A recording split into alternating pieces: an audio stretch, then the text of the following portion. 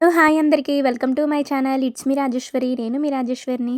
నా ఛానల్ని first time చూసే వాళ్ళందరూ సబ్స్క్రైబ్ చేసుకోండి. వీడియో మాత్రం స్కిప్ చేయకుండా పూర్తిగా చూడండి. ఇక్కడ వీడియోలో నేను మిల్లీ మేకర్ చపాతీ అయితే చేశాను. చాలా టేస్టీగా ఉంటుంది, చాలా యమ్మీగా ఉంటుంది. ఎలా చేసుకోవాలో చూద్దాం. ముందుగా అయితే మిల్లీ మేకర్స్ అయితే ఇలా ఒక బౌల్లో తీసుకోవాలి. ఇవి తింటే చాలా మంచిది, హెల్త్కి కూడా మంచి ప్రోటీన్ ఉంటుంది. ఈ విధంగా అయితే వీటిని ఒకసారి వాటర్ పోసుకొని బాగా వాష్ చేసుకోవాలి.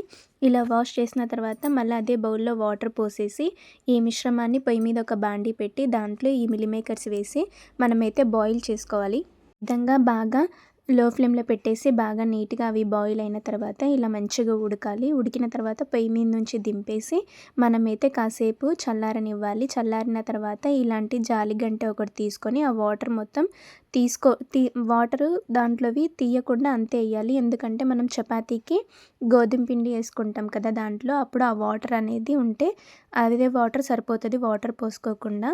ఈ విధంగా చల్లారిన తర్వాత ఒక మిక్సీ గిన్నె తీసుకొని ఆ మిల్లీ మేకర్లో వాటర్ ఉంటాయి కాబట్టి మనం పిండి తడిపేటప్పుడు అవసరం లేదు. ఈ విధంగా మిక్సీ పట్టుకున్న తర్వాత మనకైతే ఇలా వాటర్గా వస్తుంది కదా. సో ఒకవేళ వాటర్ ఎక్కువ అవుతాయి అనుకుంటే మనం మిల్లీ మేకర్ని కొంచెం నొక్కి పట్టుకుంటే వాటర్ అనేది పోతాయి. సో అప్పుడు మిల్లీ మేకర్ మిక్సీ పెట్టినప్పుడు ఇంత జ్యూసీగా అయితే రాదు. అప్పుడు వాటర్ యాడ్ చేసుకుంటూ పిండి తడుపుకోవచ్చు. ఈ విధంగా నేను 2 గంటల గోధుమ పిండి వేసుకున్నాను. మీరు చపాతీలు ఎన్ని చేసుకుంటే అలా వేసుకోవాలి. దానిలోకి తగినంత పసుపు, తగినంత ఉప్పు, తగినంత కారం వేసుకొని వీడియోలో చూపించిన విధంగా మనం చపాతీ పిండికి ఎలా తడుపుకుంటామో సో ఆ విధంగా అయితే తడుపుకోవాలి. నేను వాటర్ పోయకుండా మిల్లీ మేకర్లో ఉన్న వాటర్తోనే ఆ విధంగా అయితే పిండిని అయితే తడుపుకున్నాను. ఈ విధంగా రౌండ్గా ఒక బౌల్ చేసుకొని మనమైతే అడుగున కొద్దిగా గోధుమ పిండి, వట్టి పిండి వేసేసి చపాతీలు అయితే రౌండ్గా చేసుకోవాలి. డిన్నర్లో కానీ, లంచ్లో కానీ, బ్రేక్ఫాస్ట్ కానీ చాలా బాగుంటాయి చపాతీలు, మిల్లీ మేకర్ చపాతీ.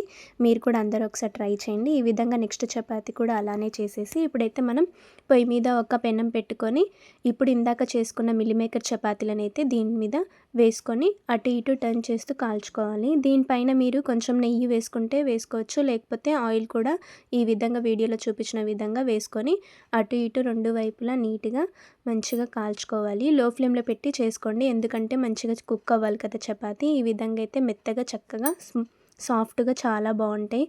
టేస్ట్ అయితే సూపర్గా ఉంటుంది. నేనైతే ఈ విధంగా అయితే మిల్లీ మేకర్ చపాతీ చేశాను. దీంట్లోకి ఏదైనా కర్రీ చేసుకొని చక్కగా తినేయచ్చు. ఇక్కడ దోసకాయ టమాటా కర్రీ చేశాను కదా, సో ఈ చపాతీలోకి అయితే ఇలా తీసుకొని టేస్ట్ అయితే చేస్తున్నాను. చాలా బాగుంది. మీరు కూడా అందరూ ఒకసారి ఇలా ట్రై చేసి ఎలా వచ్చిందో కమెంట్ చేయండి. నా వీడియో ఫస్ట్ టైం చూసిన వాళ్ళైతే సబ్స్క్రైబ్ చేసుకోండి. వీడియో మీకు నచ్చితే లైక్ చేసి, షేర్ చేసి సబ్స్క్రైబ్ చేసుకోండి. Thank you for watching. లాస్ట్లో వీడియోకి ఒక లైక్ ఇవ్వండి. Thank you for watching.